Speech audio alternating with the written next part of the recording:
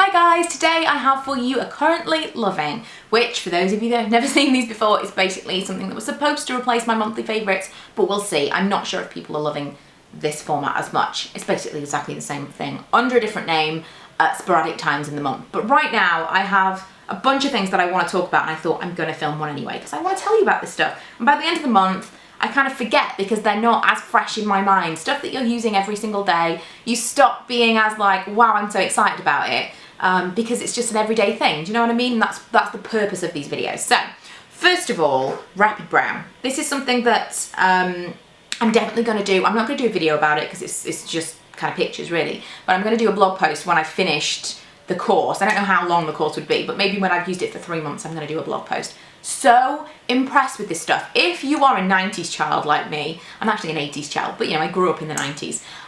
If you are like of that era where we plucked our eyebrows just to the point where there was no eyebrow left, it was just a line of eyebrows, then you feel my pain. My eyebrows have never really recovered from that, and they've been really sparse all of my life. I've had one relatively decent line of eyebrow and then everything else underneath it is really sparse. Now don't look at my eyebrows right now and think that I've grown them to this. This has been filled in and whatever, but oh my god, they must have doubled in, I want to say in about 4 weeks. I don't think I've been using it for any more than 4 weeks, and I have seen such an improvement. I'd say within 2 weeks I was really totally hooked on this and convinced that it was doing something completely amazing. So if you have the chance, I would try this. If you get it given to you, if you are able to purchase it, I think it's relatively expensive.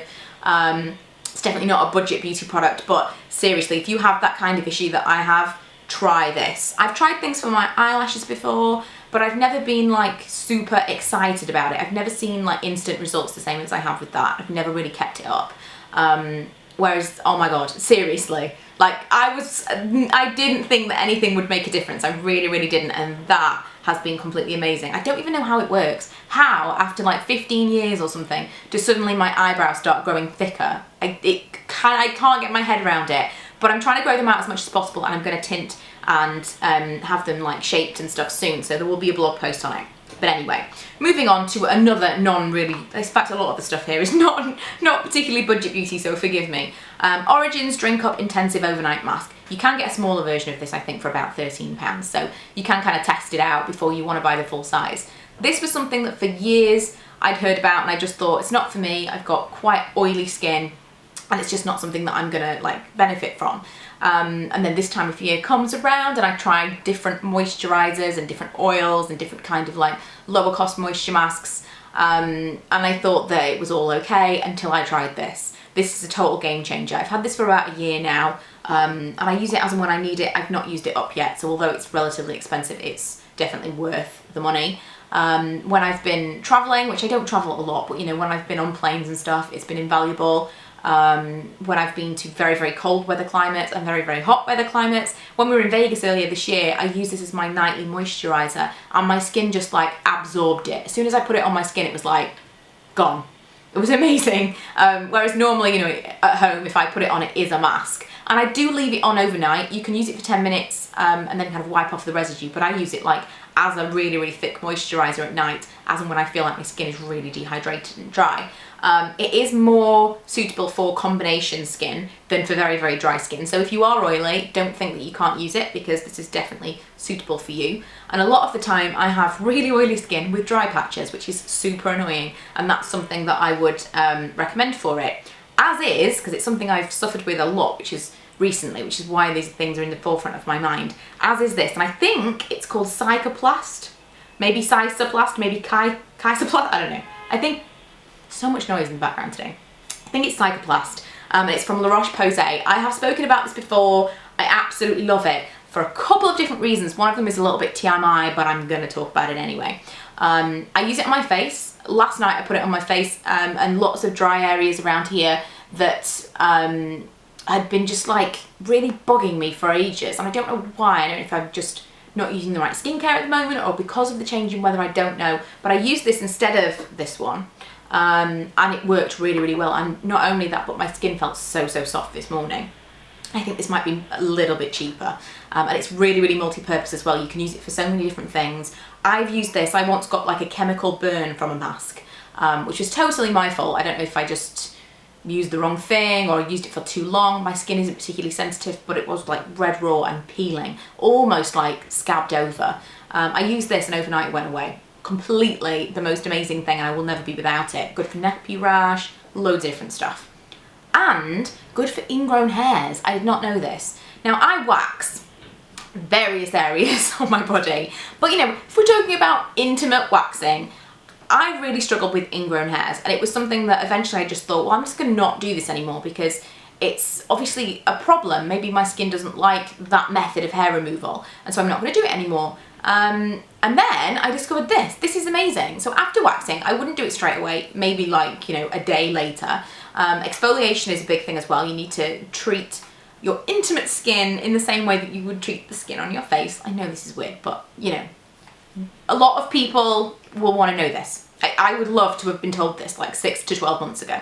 Exfoliation is a major thing. Once or, you know, no one's gonna say once or twice a day. I'd say like every other day, some kind of like minor exfoliation. And this stuff, overnight, I would say 50% of the like bumpy skin and potential ingrown hairs had completely gone away. Amazing. You have to try this for various different things, but it's awesome. I have 2 scents that I want to talk about. I've just realised a lot of the stuff is skincare, so I'm splitting it up. 2 scents that I want to talk about. Cozy Cabin from Kringle, and I know this is like sinful. I'm all about trimming the wick and all that, but this was really tricky because I was coming right to the very end and I kind of needed the wick to be able to burn the very last bits of wax. I don't even think I can get this off anymore. Yeah, there you go. I have absolutely no wax left in this, and I wanted to use the very last bit of it because I loved it so much. Oh, this is one of my favourite ever candles. I'm going to repurchase it.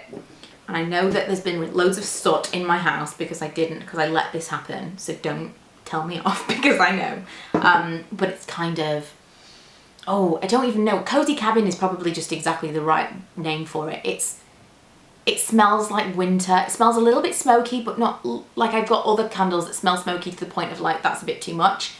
It smells a little bit smoky, a little bit aftershavey, just really, I can't describe it. I wonder if it's got an actual description.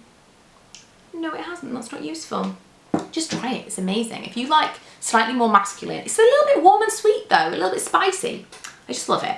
I also really like the Ginger Sparkle Home Fragrance Oil. I'm pretty sure you can't even get this anymore, but gingerbread kind of oil. This smells like, if you've ever tried the ginger stuff from Origins, that smells a little bit like cola bottles. Oh, I love this so much. I've had this from the Body Shop for years, and a little tiny amount in an oil burner goes a really long way. If you can get this one or any kind of gingerbread or ginger, it is more ginger than gingerbread, I suppose, but ginger scented oil.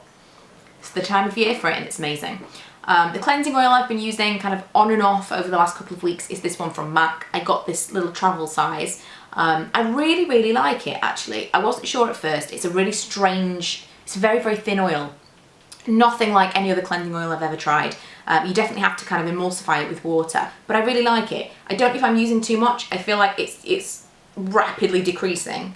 But I wanted to mention it for those of you that like to spend a little bit more on cleansing oils because I did like this one. I'm not sure if I would repurchase it because I do seem it's not lasting very long as it is, but I don't know whether or not that's because I'm not using enough water. I don't know if you have used this or you do use cleansing oils. I'd love to know from you whether or not you feel like this lasts a long time, or maybe it's just me.